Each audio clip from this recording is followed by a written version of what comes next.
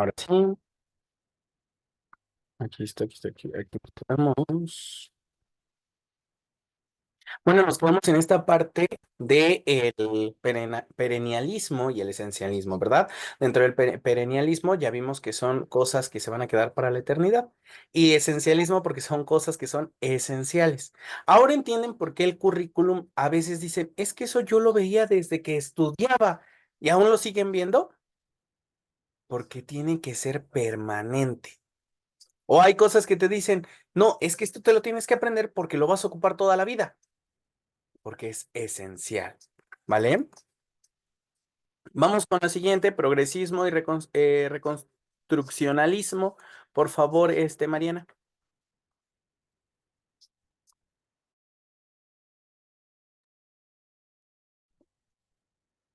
Progresismo. El progresismo ay, influenciado por las ideas de John Dewey, promueve la educación centrada en el estudiante y la experiencia práctica. Se enfatiza el aprendizaje a través de la actividad y la resolución de problemas reales. Impacto en el currículo flexible y adaptativo a los intereses y necesidades del estudiante. Metodologías basadas en proyectos y aprendizaje experiencial. Integración de habilidades sociales y emocionales en el proceso educativo. Reconstructivismo. Reconstruccionismo, perdón. El reconstruccionismo social sostiene que la educación debe ser un agente de cambio social, preparando a los estudiantes para enfrentar y resolver problemas sociales. Impacto en el currículo. Temas de estudio que abordan problemas sociales contemporáneos, proyectos que fomenten la participación comunitaria y el activismo social. Enfoque en la educación para la democracia y la justicia social. Muy bien. Gracias, Mariana. Dentro de esta parte, el progresismo, ¿qué quiere decir? Como dice John Dewey, el progresismo es esta parte de ver cómo las ideas que te dan los maestros en su momento ayudan a que tú sigas preparándote. No sé si han visto que en algún momento han escuchado a personas que dicen, es que este maestra o este maestro me inspiró a seguirme preparando, porque cuando yo estaba joven, no quería ya estudiar, pero él cambió mi forma de ver la vida. No sé si han escuchado a personas que dicen luego eso. Pues, ¿qué quiere decir esto? Esa es la parte del progresismo a veces. Cambiar la idea o la forma de pensar de las personas y a su vez que les ayude a seguir creciendo, no nada más en la parte educativa, sino también en la parte profesional, sino también en la vida cotidiana, sino también en todo momento, ¿vale? Es esa parte. La parte del reconstruccionismo es la parte en la cual el educador y el educando, por así decirlo, se vuelven uno solo. ¿De qué manera? De que a veces hay problemas sociales. Y ahorita vamos a poner un ejemplo claro. ¿Cómo está el calor en todo el país? Horrible, ¿verdad? Ya no lo aguantamos en algunos lugares y decimos, ay, ya no sé. Y luego se nubla y no llueve, ya ni lavamos. Y entonces estamos esperando que llueva. ¿Y qué es lo que pasa? Que esta parte hace que enfaticemos en que los alumnos deberían de sembrar arbolitos. Y nosotros como maestros también, cuidarlos y verlos crecer. Porque en algún momento, y se pueden dar cuenta, con años atrás, recuerden cuántos árboles había en su calle, en su colonia o por su casa. Vamos 10 años atrás. Vámonos ahorita en la actualidad. ¿Cuántos de esos árboles aún existen? ¿Y cuántos ya no? Yo se los puedo decir porque en la privada, por ejemplo, donde vive mi abuelita, de todos los que tenían muchos árboles, ya nada más quedan 2 personas con huerto en su casa o con árboles en su casa. Todos los demás lo tiraron y pusieron piso. Que porque los árboles, que porque la humedad, que porque muchos peros. Pero ahorita que hacía calor, Pues mi abuelita decía, vámonos atrás y allá estamos platicando, nos llevamos unas sillitas y ahí abajo de los árboles y risa y miren, y el calor, como el viento a Juárez, nomás no nos hacía nada, ¿no? Y estaba más rico estar en los árboles y todo. ¿Y qué decía la gente? Es que ustedes porque tienen árboles. Y les decía mi abuelita, no, tú decidiste tirar los tuyos y poner piso. Y una lona o un techo de lámina o un techo de losa no va a ser lo mismo que una sombra de un árbol. Porque el árbol, como absorbe agua, te transmite una sombra fresca. La losa no te absorbe agua. La lámina no te absorbe agua. La lona no te absorbe agua. Por lo tanto, su sombra va a ser caliente, porque transmite el calor que está dando el sol. Y ahí está esta parte del reconstruccionalismo. Ver que hay proyectos que afectan a todo el país o a toda la sociedad en común y que tú como maestro o maestra puedes apoyarlos a qué? A generar otra forma de vida. Y en verdad háganlo. Ahorita está en la propuesta de sembrar un arbolito afuera de cada casa. No importa que rompas la banqueta y que haya sembres el arbolito y todo. ¿Por qué? Porque en verdad la gente que, por ejemplo, en mi caso, yo camino y me salgo a caminar y todo. Las sombras que dan la pared no es lo mismo las sombras que dan los arbolitos así en la calle que te detienes y dices, ay, aquí está bien rico y de momento hace aire y hasta te quita el calor que llevas encima. ¿Por qué? Porque está esta parte, ¿no? De que entre más sigamos deforestando el país, menos, menos y menos árboles, es más y más y más calor. Y tengan cuidado, chicas, porque ahorita nosotros decimos, bueno, ya estamos grandes, ¿no? Pero ¿qué va a pasar cuando tengamos nosotros 460 años y ya no veamos casi árboles? Y digamos, ay, no, yo me acuerdo que ya por el 2023, 2024 hizo unos calores insoportables. Ah, pero ahorita, ¿qué creen? Pues ahorita ya ni que ya todos tienen que tener el aire acondicionado en su casa porque si no, ya no van a soportar las ráfagas de calor. Va a ser feo, ¿verdad? O como yo se los decía en la película de no es Hop. El Lorax. Si no han visto la película de Lorax, véanla. Solamente va a haber ya una semillita, ¿no? Y andar cuidando ese árbol porque ya el aire lo están vendiendo. Y tengan cuidado, porque en la pandemia ya estaba entrando en el Banco Mundial. No sé si se acuerdan que el oxígeno estuvo carísimo en la pandemia. Hubiera aumentado un poquito más y entraba al Banco Mundial. Y entrando al Banco Mundial va a ser lo mismo que el agua. ¿Sí han visto cómo está en Monterrey y en Sinaloa los centros comerciales?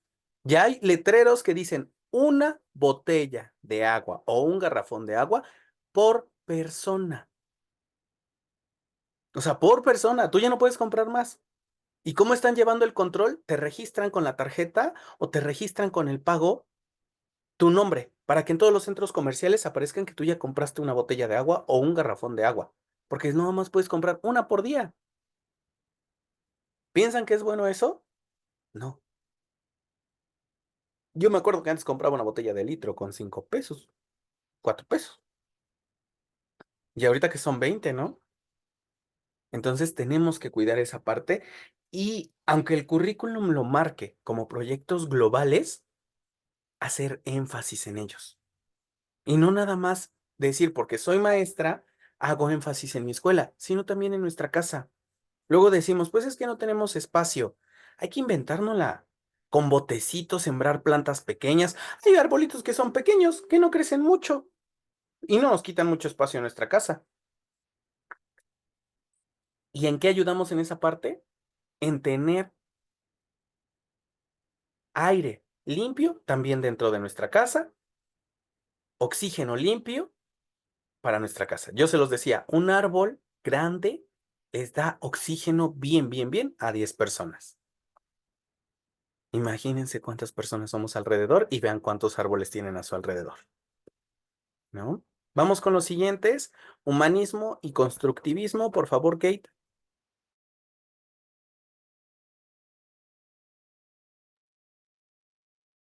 Humanismo. El humanismo educativo se centra en el desarrollo integral del ser humano, incluyendo aspectos emocionales, sociales y cognitivos. Se busca que el estudiante alcance su máximo potencial. Impacto en el currículo. Programas educativos que promueven la autoexpresión y el autoconocimiento. Actividades que fomenten el crecimiento personal y la creatividad. Menor énfasis en la evaluación estandarizada y mayor en la autoevaluación y el desarrollo personal. Constructivismo. El constructivismo, basado en las teorías de Piaget y Vygotsky, postula que el conocimiento se construye a través de la interacción activa con el entorno. Impacto en el currículo. Enfoque en el aprendizaje activo y la construcción del conocimiento por parte del estudiante. Estrategias pedagógicas que incluyan el trabajo en grupo y la resolución de problemas. Currículo que se adapta a las etapas de desarrollo del estudiante. Muy bien, vamos con el humanismo. Es algo que se ha estado manejando, no podemos decir que es nuevo, es algo que está presente. ¿Qué quiere decir humanista? Darnos cuenta que hoy en día estamos perdiendo ese contacto con la sociedad. ¿Cómo lo ve el currículum? Como lo dice ahí, ¿no? Este programa, ¿para qué es? Para la autoexpresión y el autoconocimiento. Yo se los hice ya una vez, ¿no? Y ya la mayoría se conoce. Sabe cómo es, sabe cuáles son sus fortalezas, sabe cuáles son sus debilidades, sabe cómo va a mejorar, pero también sabe qué es lo que le falta, ¿no? ¿Qué es lo que está abajo? La autoexpresión. ¿Por qué autoexpresión? Muchas veces nos enseñaron a reprimir las emociones. ¿Y por qué no sacarlas? Eso es parte del humanismo. ¿Qué quiere decir esto? ¿Cómo lo podemos enfatizar en nuestro salón de clases? Si yo, maestro Luis, me di cuenta que Mariana me dice, profe, es que me deja tarea y mi mamá ya no juega conmigo porque dice que la tarea o jugar, pues sentarse con la mamá, ¿no? Y decirle, ¿sabe que Mariana también tiene derecho a jugar? Yo sé que me va a decir, la tarea es importante. Sí, yo lo sé, para mí es importante porque yo plasmo una calificación como maestro. Pero a mí me va a gustar más que Mariana me diga, ¿sabe qué, maestro? No hice la tarea, pero me puse a jugar con mi mamá toda la tarde y me divertí y fui feliz y vimos una película. Y yo puedo ponderar una calificación ahí a que me traiga mis restas, mis sumas, mis multiplicaciones o mi investigación, ¿no? Porque ahí está la parte humanista. Estamos perdiendo esa parte, ¿verdad? Ese apego. Antes, bien o mal decían, la mamá no tenía que trabajar y se enfatizaba en los hijos, en escucharlos, en atenderlos y en todo. Y hoy en día que trabaja mamá y papá, a veces perdemos la línea de que tenemos hijos. ¿Y qué hacemos? Ya te compré un juguete, ya. Ponte a jugar, córrele, vete a tu cuarto. Estoy cansado, estoy cansada. ¿Por qué hacer eso? O, ay, ay, ahí está ya la película, te contraté ya hasta Disney para que veas Disney. No puedo creerlo que no lo puedas prender y ya déjame porque estoy cansada, estoy cansado. ¿Por qué hacemos eso? ¿No? Y créanme que para mí es esa parte de la humanista también con los alumnos, el acercamiento. Y no nada más pasa a nivel preescolar, primaria o secundaria, a veces hasta en prepa. Yo me acuerdo que una vez tuve un alumno que llegó pero triste y me dijo, profe, me va a reprobar. Y yo, ¿pero por qué? Es que fíjese que mi hermana salió de la universidad y fue ayer su fiesta y usted dejó el proyecto para hoy y hasta me enseñó las fotos para que yo le creyera que había sido su fiesta y que anduvieron felices y todo. Dice, es que mis papás nunca están con nosotros y esta vez sí estuvieron. Y le digo, ¿y qué sentiste? Pues feliz porque desde que estaba en la secundaria ya mis papás no estaban. No nos dedicaban un momento. Y ahorita que salió mi hermana de la universidad, que ya es una licenciada, estuvieron con nosotros, le hicieron una fiesta, estuvimos en la fiesta, comimos, bailamos, dice, bailé con mi mamá, tenía mucho que no bailábamos. O sea, me expresó todo lo que hizo y con la emoción que lo sentía, que yo no lo reprobé. Le dije, sí tienes más tiempo para realizarme tu proyecto, pero no te voy a reprobar. Porque ese acercamiento que tuvo con su familia, después de cuántos años, él me dijo desde la secundaria que ya no lo hacemos. hasta volverlo a hacer en la prepa, por esa parte familiar, es bonito. Y ahí está la parte humanística, la parte del humanismo. Todos somos seres humanos, tenemos sentimientos y hay cosas a veces que nos ganan más que una tarea. Hay cosas a veces que pueden más que solo una actividad, ¿verdad? Yo se los decía yo con mis alumnos cuando vienen y me cuentan, es que oí esto y esto, pero no hice la tarea, profe. Pues sí, a veces les llamo la atención, pero yo lo anoto en mi rúbrica y pongo, no hizo la actividad, pero estuvo con su familia. Fue feliz. Son momentos que yo como maestro no le voy a regalar, pero que sus papás pudieron hacerlo esta vez. Y entonces véanlo también con sus alumnos. Constructivismo, ¿qué le va a ayudar? Es un aprendizaje en el cual el mismo alumno construye obviamente su conocimiento. Aprende acerca de qué, de lo que está haciendo mediante el trabajo en equipo, el trabajo colaborativo o individual. ¿De qué manera construyen su conocimiento? Ah, pues si estamos viendo acerca de los libros y yo les voy a poner a crear un libro, ahí él está construyendo su conocimiento. Va a conocer las partes de un libro, cómo se hace, si es fácil o difícil, los dibujos y demás. Todo esto para que le ayuda, para que él vea que hay un proceso en todos lados. Y cuando entre a trabajar, no le cueste trabajo. Porque todos sabemos que en un trabajo es un proceso, ¿verdad? Cualquier trabajo, hasta vendiendo postres. A mí me gusta hacer postres, ¿no? Y yo les digo, ay, no, es que todos me dicen, es que es bien dificilísimo, las maestras. Y yo, no, ¿qué creen? Nada más le pones tantita agua y luego le mueves y luego le haces así, ¿no? Pero es un proceso, la construcción de, al final, hacer una gelatina, al final, hacer un pie, al final, hacer un pastel. Es una construcción que lleva pasos y un seguimiento que va a tener un resultado. Y con los alumnos lo podemos llevar a la práctica. A veces cuando hacen que su plato del bien comer, ellos son felices y aprenden a cortar su fruta, a picarla. Y me decían las mamás, es que esos picados son bien feos. Déjelo, pero lo está haciendo, ¿no? Son sus picados, sus primeras veces que está picando una papaya, que está picando un melón, que está picando una manzana. Y así se hagan trozos grandes, trozos chiquitos, pero se los van a comer bien entusiasmados porque ellos lo hicieron. Ellos lo ocuparon. Y ahí está esa parte de construir su conocimiento y de llevarse una buena experiencia. Imagínense si todo el tiempo lo regaño. Voy a decirle, no, si van a picar el melón así, en trozos pequeños, no en grandes, y esto, me van a decir, ay, maestro, ya, ahí quédese con su trabajo, yo ya no le voy a hacer nada, ya de malas, y me van a aventar todo, ¿no? Por lo mismo, chicas, ¿vale? Vamos con las siguientes. Tecnocratismo, por favor, ¿vale?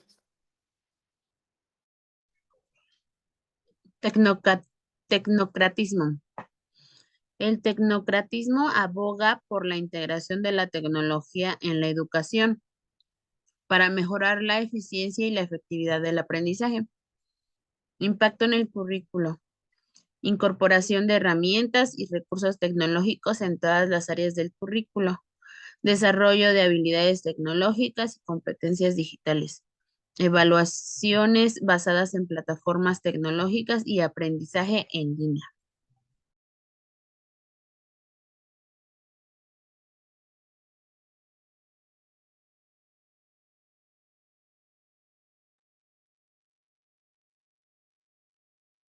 Muy bien. ¿Qué vemos dentro del tecnocratismo? Una, que es tecnocratismo porque viene de la parte de o de la palabra tecnología, ¿verdad? Dentro de esto, pues de que ya no lo tenemos que ver malo, sino como muchas herramientas o recursos tecnológicos que nos van a ayudar en toda el área curricular. Porque antes yo les decía, limitábamos a los alumnos de una investigación a ir a una biblioteca y a que en esa biblioteca solo hubiera un libro del cual 40 alumnos iban a investigar. Imagínense hasta qué horas terminaban saliendo y si no, les cerraban la biblioteca antes. Ahorita no. Ahorita todos tienen acceso a la tecnología. Aunque no tengan computadora en casa, pueden ir a un ciber, investigan y se van felices porque ya llevan su investigación, ¿no? Pero ya es más difícil, digo, es más fácil, ¿por qué? Porque antes era más difícil en la parte de decir, bueno, pero tengo un celular. No, ahorita sí. Ahorita ya la mayoría tiene un celular. Y ya 50 pesos de recarga no se van tan rápido como antes. Yo me acuerdo que antes metías 50 pesos y con un audio que enviaras en WhatsApp ya se te acababa, ¿no? Y decías, ¿qué pasó aquí, no? Y ahorita duran un poquito más y hasta te puedes meter a Google y hacer la investigación, copiarla en tu libreta y eres feliz, ¿no? Y ahí está, o tomas captura de pantalla y ya luego te pones a copiarla en tu libreta para que no se te gasten los datos. Y ahí está toda esa parte. Ver que el currículum adopta la tecnología y nos hace parte como maestros de ella. Y luego nos dice, presentas videos, haces presentaciones, haces no sé si han visto las nuevas apps que tú le tomas una foto al dibujo de tu alumno y la puedes proyectar y se está moviendo el dibujo.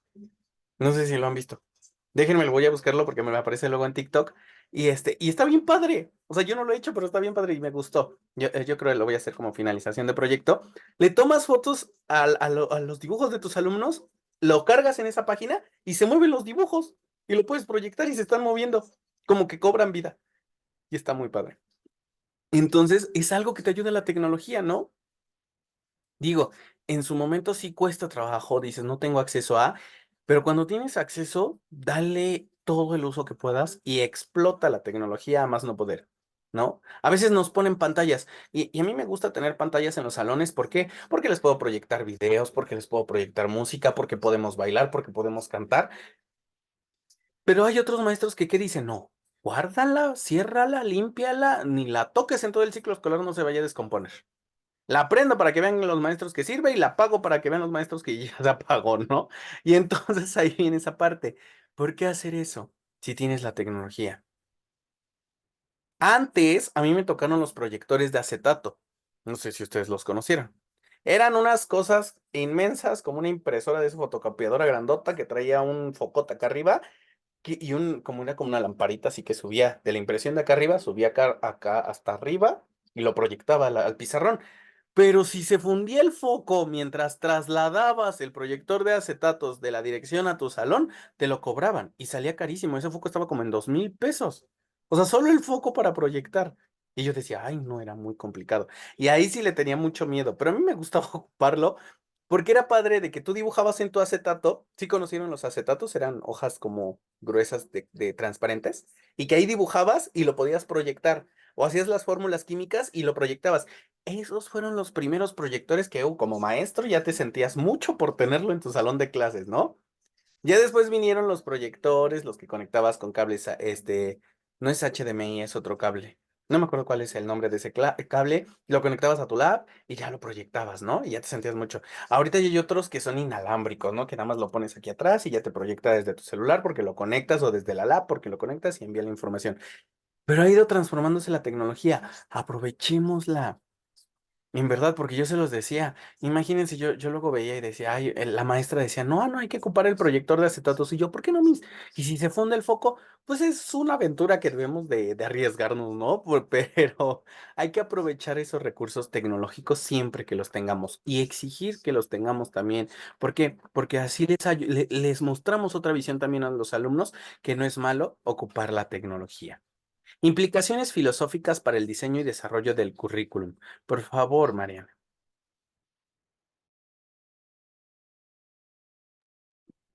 Implicaciones filosóficas para el diseño y desarrollo curricular. Las implicaciones filosóficas para el diseño y desarrollo curricular son fundamentales, ya que la filosofía de la educación guía las decisiones sobre qué enseñar, cómo enseñar y con qué propósito. Así es, gracias, Mariana. Correcto.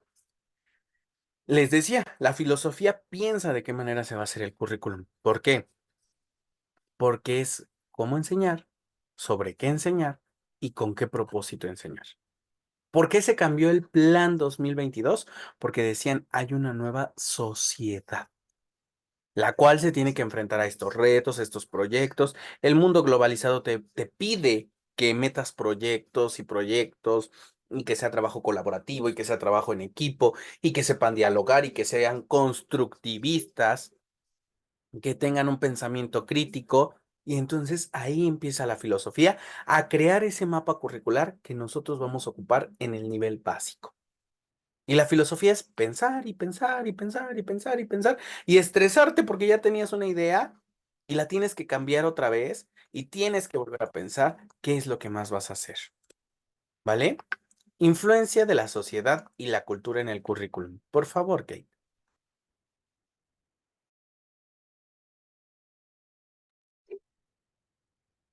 La sociedad y la cultura tienen una influencia significativa en el diseño y la implementación del currículo educativo. Esta influencia se manifiesta en varios aspectos claves que moldean el contenido, la estructura y los objetivos educativos. Correcto. La sociedad, porque también se implica en un currículum. Ahorita, si revisan el plan 2022, ¿qué es lo que dice? Centrado en la comunidad. ¿Por qué? Porque muchas veces había maestros que explicaban, y lo vimos en el consejo técnico, ¿de qué me va a servir hablarle a mis alumnos de los aviones, cómo vuelan, cómo esto, cómo el otro, si no los voy a llevar nunca a un aeropuerto? ¿No? ¿O de qué me sirve ponerles un desafío matemático sobre la inclinación de la Torre de Pisa o la altura de la Torre Eiffel si no lo vamos a salir a ver? No les voy a decir, este fin de semana nos vamos a ir de excursión a Europa para conocer lo que estábamos hablando de la Torre de Pisa. No, pues me van a mandar bien lejos, ¿verdad? Pero está esta parte de decir, bueno, ¿qué hay a mi alrededor? Aquí en Pachuca, por ejemplo, ¿qué tengo? Ah, el reloj. Y puedo formular un desafío con el reloj. Y puedo hablar de historia con el reloj. Y puedo crear un cuento con el reloj. Y podemos crear una leyenda con el reloj. Vámonos, por ejemplo, a mi comunidad, ¿no? ¿Qué tenemos? Las peñas. ¿A qué altura están? ¿Cómo se comprende una peña? ¿Qué es una peña? ¿Por qué se le da ese nombre? O sea, estamos involucrando matemáticas, geografía, historia y demás. Y ahí está la influencia de la comunidad dentro de la práctica docente y educativa, al igual que la cultura que se tiene, porque es algo que está alrededor. Las festividades. Yo lo decía, aquí antes se festejaba la iglesia de San Francisco y era muy bonito aquí en Pachuca. Ahorita ya se terminó. El año pasado ya no se hizo su feria como tal. Estuvo la expo, pero la feria no. ¿Qué pasó aquí, aquí en Pachuca también? La parte de que antes la gente convivía en las posadas. En muchas calles ya se está acabando las posadas. Voy a mi comunidad, allá sí se hacen posadas, se hace la feria de San Francisco, todo, y es bonito. ¿Por qué? Porque es parte de la cultura que un mexicano ha transmitido a lo largo del tiempo. ¿Qué pasa cuando se está acabando? Estás terminando con tu propia cultura. Y la gente no entiende eso. La gente dice, ay, no, ya no lo deberíamos de hacer porque yo lo he escuchado aquí de gente, no, somos gente sofisticada. Y le dije, pues perdóneme, yo no soy sofisticada. Entonces le digo a la señora, dice, no, es que ya no, maestro, usted debería de entender que ya eso es ir a una feria, ya no es bueno. Y digo, sí, porque es parte de su cultura. Es parte de lo que identifica a Pachuca. Y que si tú le quitas es como si tú tiraras el reloj. Pachuca sin el reloj se acabó su historia, ¿no? Tulancingo, sin el Santo, sin el ferrocarril y sin la catedral, se acabó la historia de Tulancingo. Y así, cada uno de los lugares que nosotros tenemos, vemos qué es lo que pasa. La Ciudad de México, si tiran Bellas Artes, se va quitando su cultura, ¿no? Si tiran el Ángel de la Independencia, se va quitando parte de su cultura. Entonces, ahí viene porque es importante que dentro del currículum los maestros tengamos esa apreciación de lo que hay cerca. Por eso dicen su comunidad, para hablar sobre lo que hay alrededor y por qué debemos de estar orgullosos de él. Porque se los vuelvo a repetir, cuando vienen personas extranjeras y te preguntan, Mariana, ¿qué hay aquí en tu comunidad? Ay, nada, nada, ni siquiera se los recomiendo estar aquí.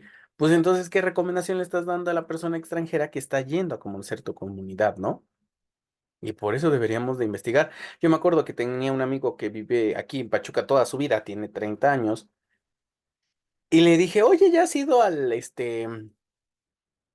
Serpentario que está aquí en Cubitos en Pachuca y donde está el museo de no sé qué y esto? ¿A poco hay un serpentario? ¿A poco tenemos eso aquí en Pachuca?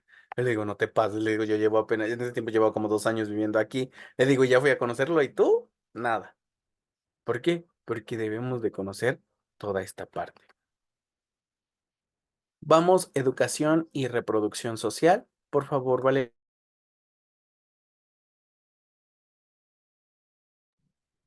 Educación y reproducción social.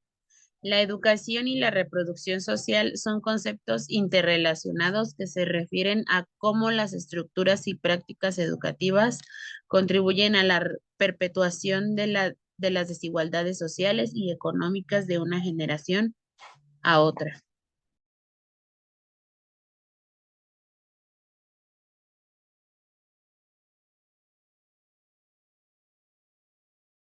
¿A qué vamos con esta parte?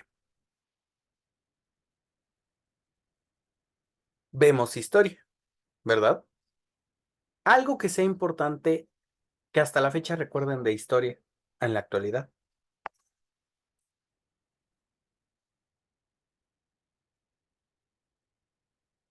Díganme cualquier tema, chicas, no se preocupen, si los domino, si tengo conocimiento de cualquier tema. O yo se los hago a ustedes y ustedes me lo explican. A ver, dímelo, Valeria, te veo decidida a decirme un tema.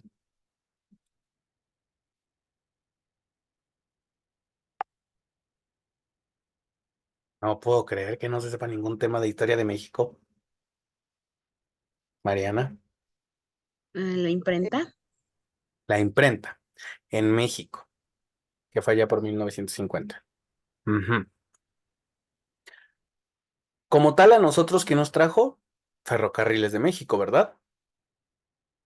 La imprenta lo que trajo fue Ferrocarriles de México y los primeros periódicos, aquí en México. Las enciclopedias ya venían de Europa. De ahí en fuera, al traer la imprenta aquí en México, ¿qué es lo importante y qué es lo que estamos viendo hoy en día? ¿La imprenta se acabó? No, no se acabó. Ha ido evolucionando, pero no se hace gran auge ni gran apogeo. Ferrocarriles, sí. En algún momento, creo que la mayoría conocemos, y era lo que platicaba con el director apenas, conocen a María Félix, ¿verdad? La artista, la diva de México que en su momento fue. Ella, con uno de sus esposos, que era francés, invirtió en Ferrocarriles de México, al igual que en el tren, digo que en el, ahí se me fue, el que está ahí en México, el subterráneo, iba a decir el subway, pero no, el metro. ¿Sí sabían que ella era dueña o era socia del metro? Ella fue socia, ¿por qué? Ella tenía un comentario, y es cierto. Los presidentes aquí en México acabaron Ferrocarriles de México por una idea tonta. Porque en Europa, ¿sí saben cuál es el transporte más barato allá en Europa? El tren. Y es muy bonito viajar en tren. Y el tren es el transporte más barato en Europa. Y te manda a toda la parte, a todos los lugares de Europa en tren. Y es muy padre. Y ella lo dijo. Aquí vendieron Ferrocarriles de México en su momento y lo expropiaron. ¿Para qué? ¿Para quitarlo? Si lo hubieran dejado, ahorita imagínense, nos podríamos trasladar a cualquier parte de la República Mexicana en tren. Y tendría que ser barato, porque ¿cuántos años no tiene que se instauró Ferrocarriles de México hasta la fecha? Y los que tengan la oportunidad de ir a la Ciudad de México, en la Ciudad de México hay un pequeño museo de Ferrocarriles de México. Está muy pequeñito. Aquí en Pachuca también lo tenemos. Pero en ese te dice cuál fue la primera vía que salió de 1900, 1920 y hasta dónde llegó. Y bueno, está muy chiquito el lugar. Pero a mí me llamó la atención, porque es cierto, ahorita que se está retomando en este sexenio que está por concluir, que entren trenes otra vez y que sean el medio de transporte y de comunicación entre estados. Y eso es muy padre. Porque yo decía, imagínense que en algún momento dijéramos, ay, pues de Hidalgo me voy a Querétaro, porque es uno de los proyectos que está. Hidalgo conecte a México y a Querétaro. E irnos en tren por la naturaleza, por todas esas vías, ha de ser muy padre, ¿no? Ha de ser muy padre y poder llegar a diferentes estados en tren, ya no en autobús, en tren como antes. Es parte de esta educación y reproducción social.